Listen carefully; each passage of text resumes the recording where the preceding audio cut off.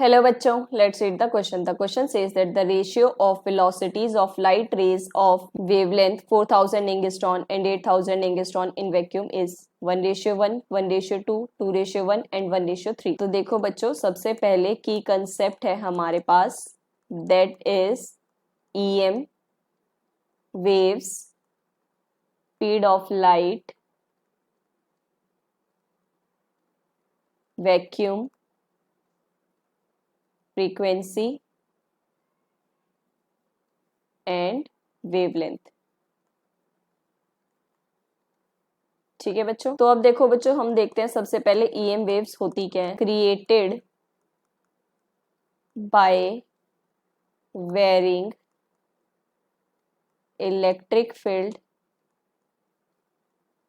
And magnetic field accelerated charges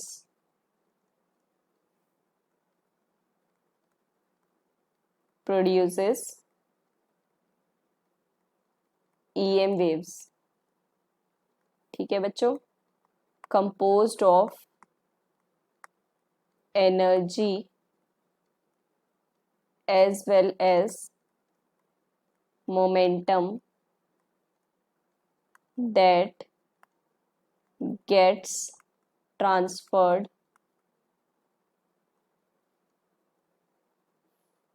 from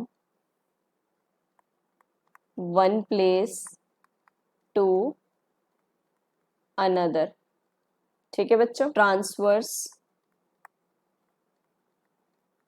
in nature, do not require any medium to travel, hence can travel in empty space as well, that is vacuum।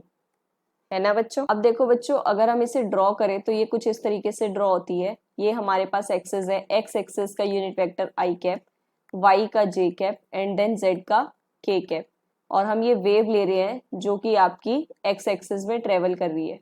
ठीक है बच्चों, और इस तरीके से travel कर रही है कुछ। अब देखो बच्चों, हमारे पास रिलेशन होता है प्रोपगेशन वेक्टर वेव का, जो कि एक्स एक्सेस में ट्रेवल कर रही है। ये क्रॉस प्रोडक्ट होता है इलेक्ट्रिक फील्ड का और मैग्नेटिक फील्ड का। अब देखो, जैसे आई जे के म्यूचुअली परपेंडिकुलर होता है, ऐसे ही ई बी और के म्यूचुअली परपेंडिकुलर है। सो आई जे के साइक्लिक प्रोसेस में होता है। अगर ये रिवर्स कर दोगे तो क्या आ जाएगा आपके पास, नेगेटिव।